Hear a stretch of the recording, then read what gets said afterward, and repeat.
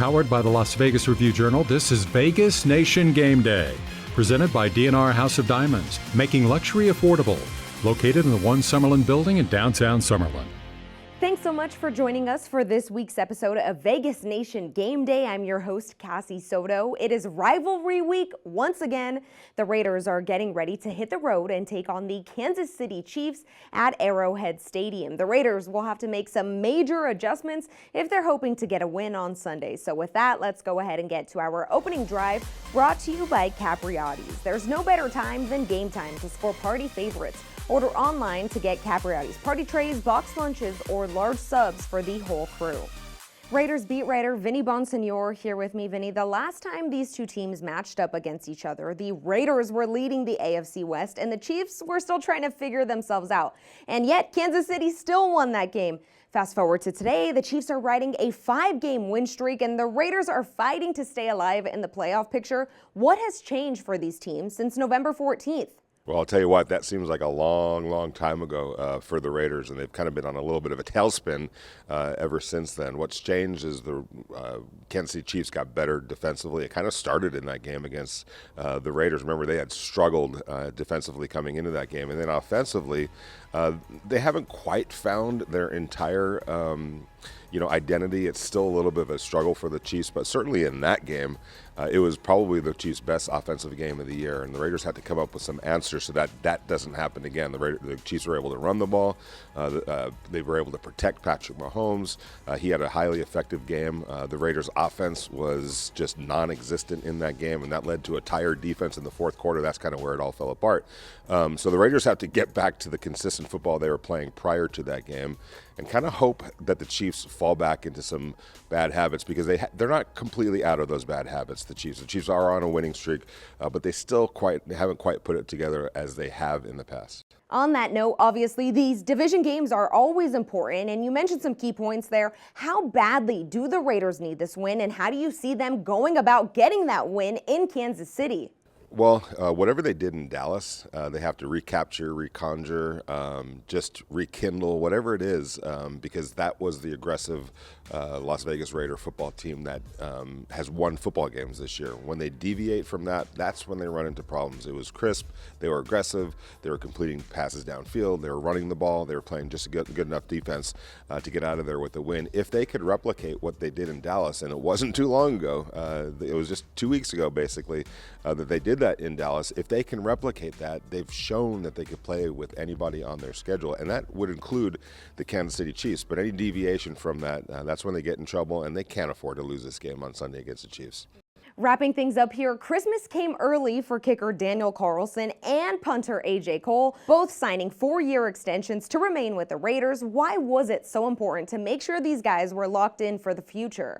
Well, these are two of the best at their position in the NFL, and it's really unique, both of their journeys here. A.J. Cole was a tryout player in minicamp in 2018 and won an invitation to join the Raiders and compete for a spot in training camp, and he ran with that.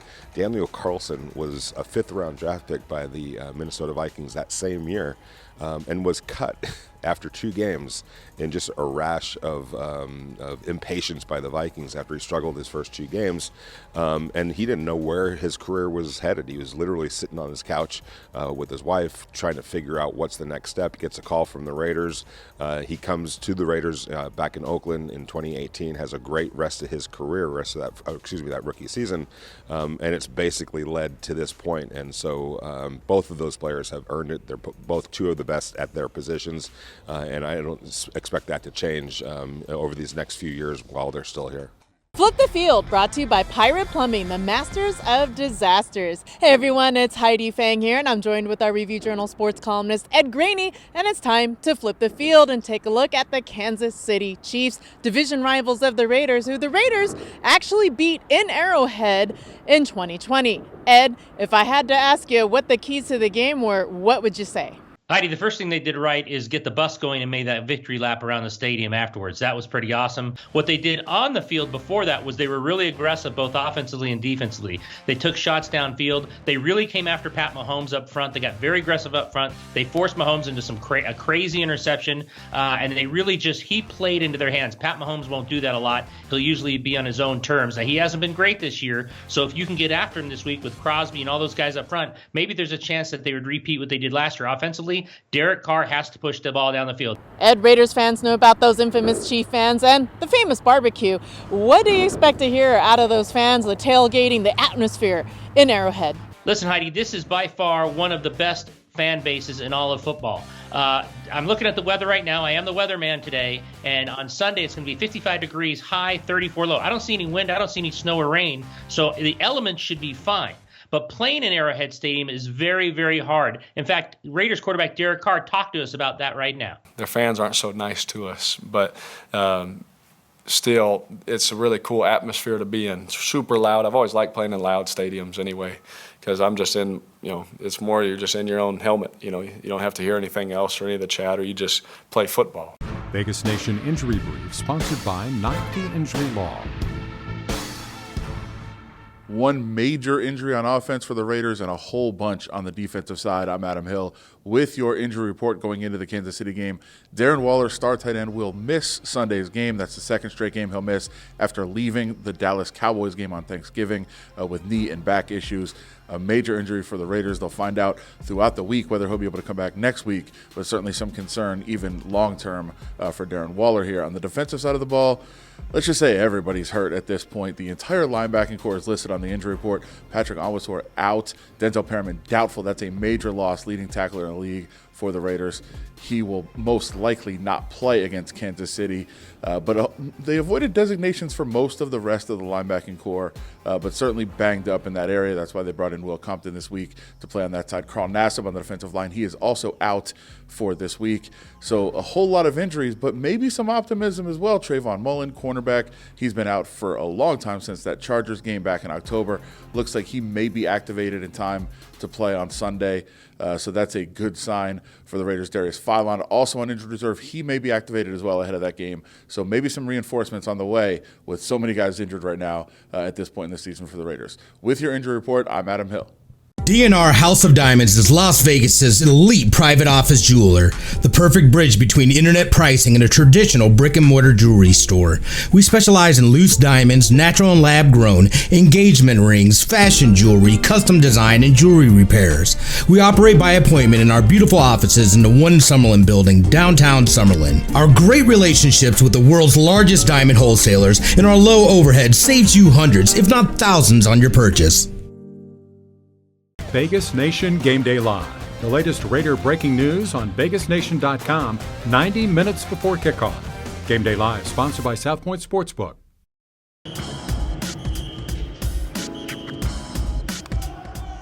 It's rivalry week in Kansas City, and the Raiders travel to Arrowhead Stadium to play the Chiefs as they cling to their playoff hopes amid a stretch of 4 losses in their last 5 games.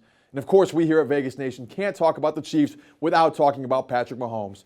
The 26-year-old superstar has helped Kansas City win 5 consecutive games, but like we discussed the last time these two teams played, Mahomes isn't exactly having a career year. Through 12 games, he's still averaging the fewest passing yards per game since he became the full-time starter in 2018 with 282. He's thrown more interceptions this year, 12, than he did in the last 2 years combined, and his passer rating of 92.4 and completion percentage of 64.6 are also the lowest marks of his career. He's pushing the ball down the field less, a byproduct of the 2-deep defense most teams are playing against Kansas City, and his air yards per attempt, 7.0, and yards per completion, 11.0, are both career lows that also rank 18th and 17th, respectively, among NFL quarterbacks, not exactly where he's accustomed to ranking.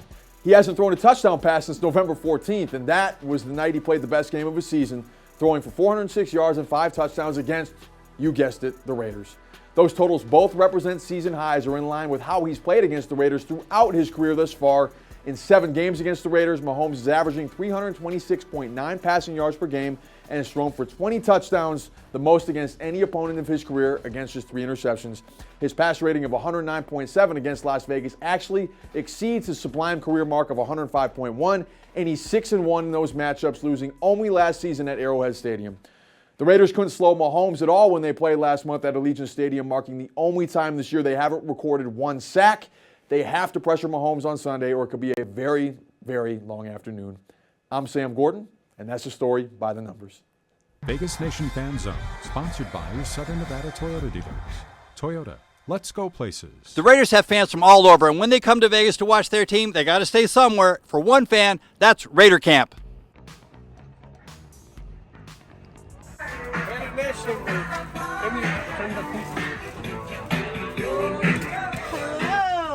I'm here with Javier Reyna from West Covina, California, better known as Raider Javi.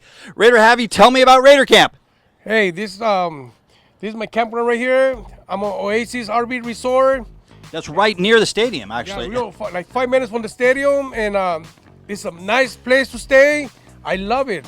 We can barbecue, we can tailgate. This is my Raider camp. As you see, everything's Raiders right here. All my Christmas stuff right here, everything's Raiders. This is my house away from home. Anybody's welcome right here. Come enjoy me with we got some hamburger, hot dogs, and hot links. This is a Raider Nation RV Resort. So other Raider fans can come here and visit with you. You got 1 million chairs. Yes, if you're wearing the right colors, you're more than welcome here.